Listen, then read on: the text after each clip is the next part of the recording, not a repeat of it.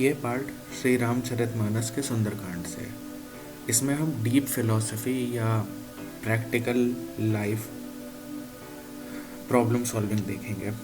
Just for little background, story ये है कि सुरसा नाम की एक डेमी गॉडेस रहती है एंड वो अर्ज करती है हनुमान जी से कि वो उनको खा कर रहेगी। तो हनुमान जी और उसके बीच में बैटल होता है।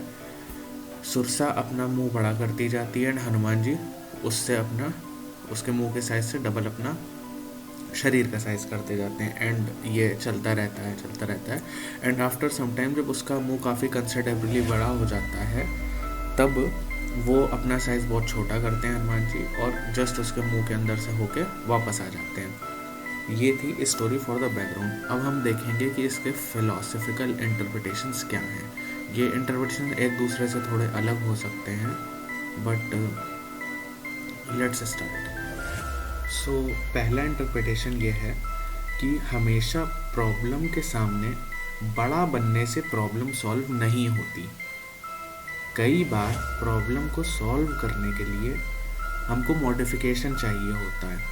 प्रॉब्लम बहुत बड़ी है तो हमें बहुत छोटा होना पड़ता है, मेगा के सामने हमें माइक्रो होना पड़ता है। ये था पहला।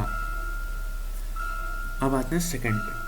जब सामने प्रॉब्लम क्रिएट करने वाला एक इंसान हो, विद इंसान आई मीन कि खराब कार का इंजन ना हो, कोई ऐसी सिचुएशन हो जिसका एक वेरिएबल या कई सारे वेरिएबल इंसान हो, तब उसमें उसका मैग्नीट्यूड बढ़ा कर सकते हैं। उस इंसान का या उस सिचुएशन का मैग्नीट्यूड बढ़ा कर सकते हैं। जैसे उसका एंगर बढ़ा सकते हैं, ईगो बढ़ा सकते हैं, जिससे क्या होगा, उसकी कॉम्प्लेक्सिटी बढ़ेगी और जितनी उसकी प्रॉब्लम की कॉम्प्लेक्सिटी बढ़ती जाएगी उसका मैग्नीट्यूड बढ़ता जाएगा। Just wait for the right time to make a swift movement and defeat the problem.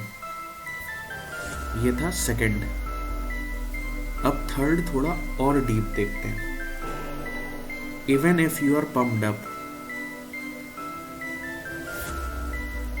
अगर तुम पंप अप हो चुके हो, तुम बहुत बड़े हो चुके हो और सिचुएशन काफ़ी क्रिटिकल जा रही है, तो कभी भी हेजिटेट मत करो अपने गेम प्लान को चेंज करने के लिए। अगर फिर भी ये तुमको लगता है, अगर तब भी ये लग रहा है कि तुम्हारा ईगो हर्ट हो रहा है या तुम्हारी बेइज्जती हो जाएगी, तब भी don't sacrifice your victory for your ego. इसका मतलब क्या है, एक और इसका मतलब हो सकता है कि अपने प्रेजेंस ऑफ माइंड को हाईली एक्टिवेट रखो। तुम्हारा जो कॉज के लिए, तुम्हारी विक्ट्री के लिए जो डेडिकेशन है वो तुम्हारे ईगो से बहुत ज़्यादा बड़ा होना चाहिए।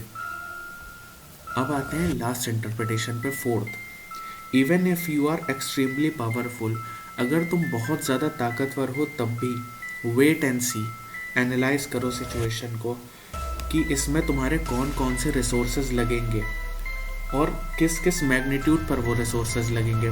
रिसोर्सेज जैसे तुम्हारा माइंड कितना लगना चाहिए, तुम्हारा मनी कितना होना चाहिए, कनेक्शंस क्या हो सकते हैं, मसल पावर क्या हो सकते हैं एंड ऑल अदर रिसोर्सेज। अच्छे से सिचुएशन को एनालाइज करो कि कहाँ पर माइंड लगाना है, कहाँ पर कनेक्शंस यूज़ करने हैं। ये नहीं कि हर जगह, फॉर एग्जांपल कि हमारे चाचा विधायक हैं या हमारे परिचित विधायक हैं, हर जगह आप कनेक्शन नहीं यूज़ कर सकते।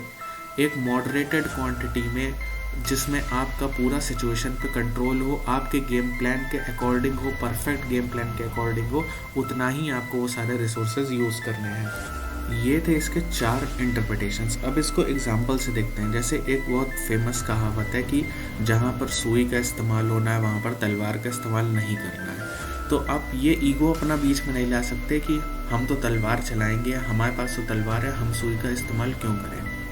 और सेकंड एग्जांपल इसका बेस्ट ये है कि मान लो कोई ऐसी सिचुएशन है जहाँ पर आपको बहुत छोटी सी कोई किताब या बहुत छोटा सा कोई आपको नॉलेज का शेयर चाहिए, बट आपका ईगो बीच में आ रहा है कि आप तो बहुत वेल रेड इंसान हो या आप बड़ी बड़ी बुक्स पढ़ते हो, आप ये बुक नहीं पढ़ोगे।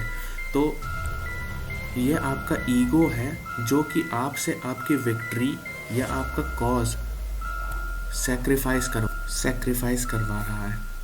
सो ये सुनने के लिए बहुत बहुत धन्यवाद।